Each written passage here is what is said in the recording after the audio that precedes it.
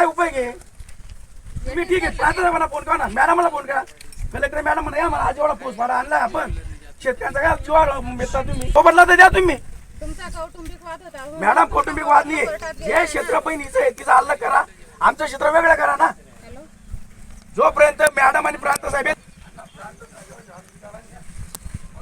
नमस्कार, मी संभाजी पगार आणि तुम्ही पाहत आहात लोकशाही माझा SP न्यूज मायनस आवाज, जनतेचा हक्क लोकशाहीचा.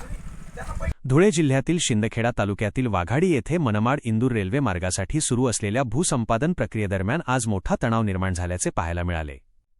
महसूल प्रशासन, रेल्वे विभागाचे अधिकारी आणि पोलिसांचा मोठा फौजफाटा जमीन ताब्यात घेण्यासाठी गावात दाखल झाला. मात्र भरपाईतील त्रुटी आणि कागदपत्रांतील विसंगतीमुळे शेतकरी अनिल रमण पवार यांनी जमीन ताब्यात देण्यास स्पष्ट नकार दिला. मिळालेल्या माहितीनुसार रेल्वे मार्गासाठी संपादित करण्यात आलेल्या जमिनीचा ताबा घेण्यासाठी प्रशासनाने दुसऱ्यांदा प्रयत्न केला. यावेळी महसूल विभाग, रेल्वे प्रशासन आणि पोलिसांचे अधिकारी घटनास्थळी उपस्थित होते.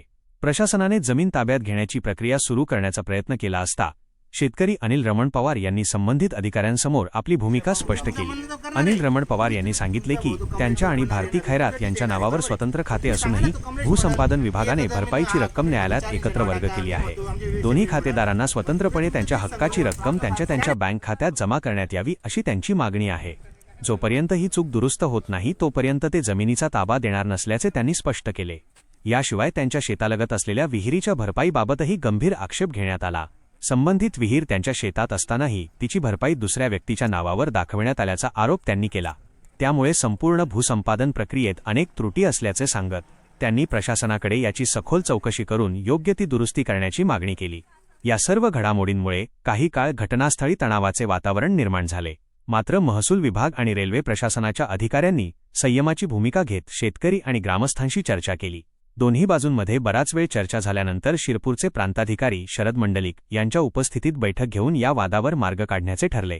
या चर्चेनंतर कोणताही अनुचित प्रकार घडू न देता प्रशासनाने आजची जमीन ताब्यात घेण्याची कारवाई स्थगित केली आणि संपूर्ण ताफा परतला. यावेळी रेल्वेचे XEN senior engineer Sameer Kumar, railway प्रतिनिधी भूषण रघुवंशी, मंडळ अधिकारी स्वाती कोळी, तलाठी हर्षला सोनवणे, नरडाणा पोलीस ठाण्याचे पोलीस निरीक्षक रवींद्र माने यांच्यासह शेतकरी अनिल रमण पवार, ईश्वर पाटील, दिनेश दिलीप पवार, प्रमोद दिलीप पवार तसेच वाघाडी गावातील ग्रामस्थ मोठ्या संख्येने उपस्थित होते. आता शिरपूर प्रांताधिकारी यांच्या बैठकीत या प्रकरणावर कोणता तोडगा निघतो, भरपाईतील त्रुटी दूर होतात का आणि त्यानंतर रेल्वे प्रशासनाला जमिनीचा ताबा मिळतो का, याकडे शेतकरी आणि परिसरातील नागरिकांचे लक्ष लागले आहे. कॅमेरामनसह मी संभाजी पगार, लोकशाही माझा SP न्यूज मायनस आवाज, जनतेचा हक्क लोकशाहीचा.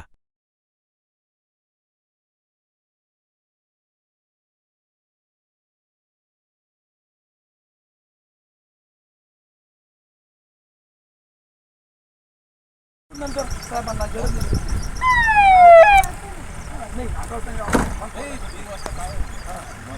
नंतर आपला टाइम होता सुरू.